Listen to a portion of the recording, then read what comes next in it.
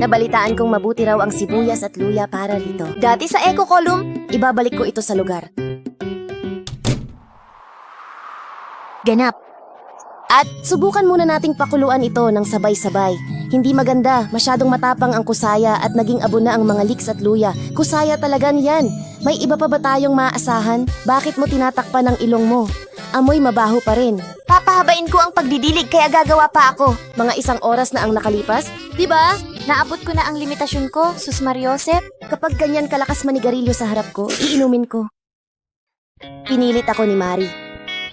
Isang bangka. Medyo nakakaramdam ng lungkot kapag walang nakakabit dito. Hindi ko kailanman gagawin ang ganong bagay.